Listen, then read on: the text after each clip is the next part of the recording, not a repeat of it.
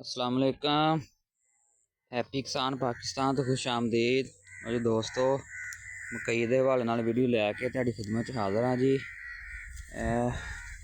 जैसा कि सब दोस्त जानते हैं जी, हालिया बारिशों के सिलसिले ने जनूबी पंजाब दे विच काफ़ी जिहड़ी तबाही मचाई हुई है। बहुत ज़्यादा शदीद बारिशां जिहड़ियां ने वो हो रही ने इस टाइम 2 दिन तो। और मकई के हवाले नाल अपने दोस्तों वास्ते खसूसी वीडियो है जी। जिहड़े दोस्तों के खेतों के मकई च पानी खड़ा है और मकई के जिहड़े मुढ़ ने वो पानी के अंदर ने, वो कोशिश करके किसी भी तरीके दे नाल अपने जिहड़े मकई के खेत च पानी नूं कम करन ताकि उन्हां दे जिहड़े मुढ़ ने वो जिहड़े वो नंगे हो जान।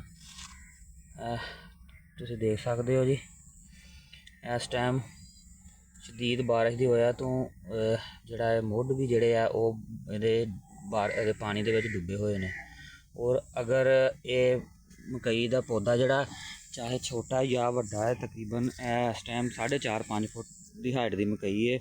अगर 24 घंटे मकई का मुढ़ जिहड़ा है वो जड़ां जिहड़ियां पानी च डुबियां रह जान तो पौधे नूं ऑक्सीजन का अमल जिहड़ा मुतासर होंदा है, ऑक्सीजन जिहड़ी रुक जाती है और पौधे की ग्रोथ रुक जाती है और पौधा जिहड़ा है वो सुक्कन लग पैंदा है। इस वास्ते अपने दोस्तों नूं रिक्वेस्ट है जी कि मौसम की सूरत हाल मद्देनज़र रखदे होया अपने फील्ड नूं एक तो बिल्कुल जिहड़े इलाकों में बारिश नहीं हुई पानी बिल्कुल ना लगाओ। और अगर बारिश इस तरह का मसला करती है तो कोशिश करके अपने खेतों चों पानी नूं कड्ढण की कोशिश करो ताकि तुहाडे मकई के जिहड़े मुढ़ ने वो 24 घंटे पानी के अंदर ना रहन। अगर 24 घंटे जिहड़े आ वो मुढ़ पानी के डुबे रह गए तो फिर मकई जिहड़ी है वो सुक्कन का जिहड़ा अमल है वो शुरू हो जाना है। भाई हुणी जिहड़े आ नीवां खत्ता है, बहरहाल मेहनत करके इस पानी नूं बाहर कढ़दे पे आ। किते किते जिहड़े आ मुढ़ जिहड़े नंगे हो गए ने और उपर मौसमी सूरत हाल जिहड़ी वो भी बड़ी गंभीर है।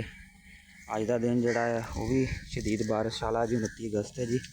और अल्लाह ताला रहमत करे जी। जिमींदारां दे हालात जिहड़े आ वो अगे ही बहुत ही नाजुक जा रहे हैं, बहुत ही मसला मसाइल चलता पाया है तेल और चावल की फसल नूं लैके। और बाहर दोस्तों ने जिहड़ी मकई बीजी सी अर्ली प्लांटिंग जिहड़ी बहुत कम हुई है और बारिशों का मसला उन्होंने बनया हुआ है। और अल्लाह ताला अगे दुआ भी मैं करना कि अल्लाह ताला खसूसन उत्तों अपनी रहमत करे और मजीद बारिश जिहड़ी है वो हुण इहदी नहीं जरूरत हैगी। अल्लाह ताला अपनी रहमत करे ताकि मजीद जिमींदारां जिहड़ा नुकसान है वो ना होवे। और दोस्तों, मकई दे पानी के हवाले नाल वीडियो सी, मैं अपने दोस्तों ने रिक्वेस्ट करांगा ज़्यादा तो ज़्यादा शेयर कर देना ताकि ज़्यादा तो ज़्यादा लोग जिहड़े ने वो इस वीडियो तो फ़ायदा उठा सकन। अल्लाह हाफिज़।